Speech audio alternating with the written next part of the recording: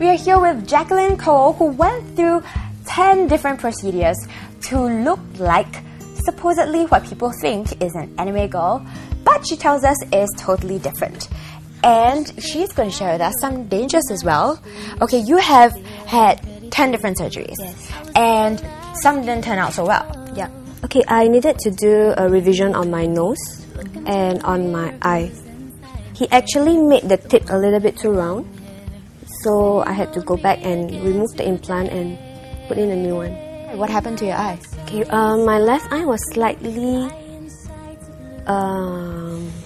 lower than the right eye, and yeah, it can be covered up with concealer and makeup lah. So why go through such a... Because got warranty ma. So might as well go for perfection. Already cut, just cut again. But it's far away, right? It was in Korea, you know, going through the whole experience. Yeah, but I felt that, yeah, for the warranty, like, kiasu and kiasi. Maybe next time cannot claim already.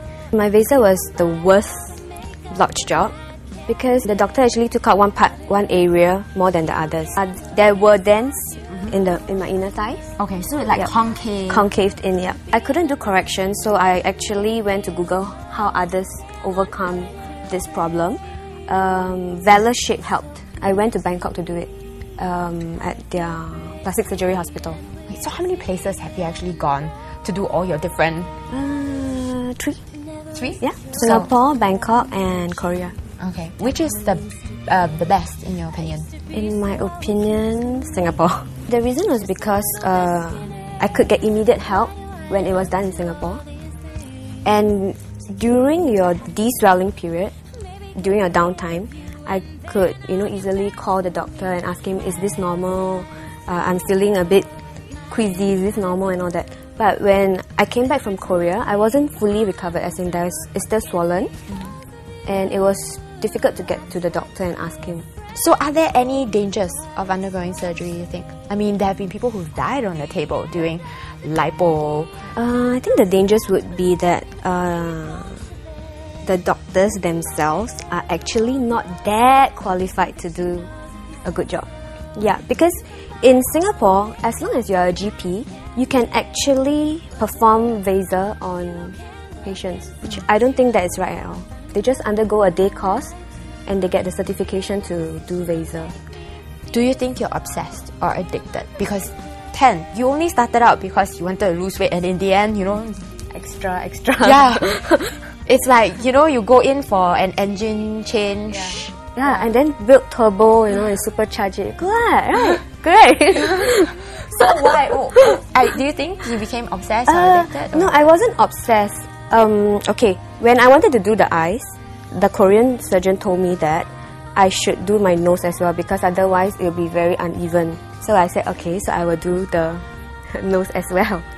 And after a while, I thought about it and felt that my braces wasn't helping my teeth at all.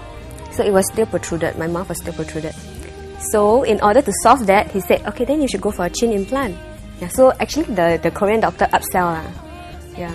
So do you think it was more the Korean doctor's fault that you got everything? I mean... not really his fault, but because I was there and I was a bit influenced because all the...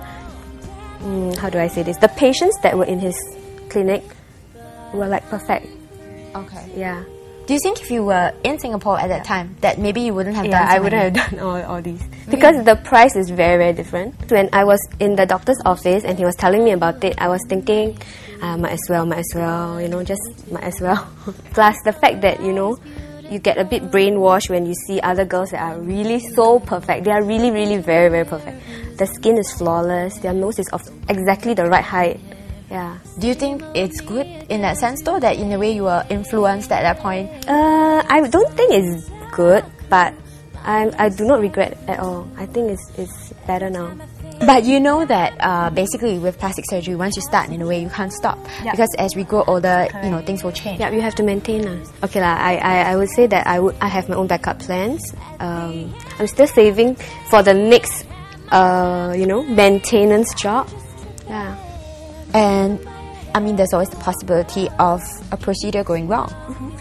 So I mean, that's a risk all of us have to take. Right? It's just like life is a risk, right? You never know until you try. Right? Did you ever regret anything that you've done? Okay, actually, after each procedure, once I come out from the operation, I will ask for a mirror and then start crying, screaming and crying, say, "Oh, I'm very ugly, who's this pig? I don't want to look like this." I want to revert to my old looks and all that. I start whining because you will start to see bruises, swelling. If you're undergoing surgery because of self-esteem issues, I don't think it's a good idea because you will come out feeling a lot worse. I'm a happy person going in and I came out unhappy. So if you are having low self-esteem, you will go in feeling like shit and come out looking like crap. And despite knowing this, Jacqueline still readily dispenses advice on plastic surgery via her blog and answers, she says, 300 to 800 emails a day from people who want to find out more about different procedures. Is this plain altruistic or dangerous business? We ask her in the next clip.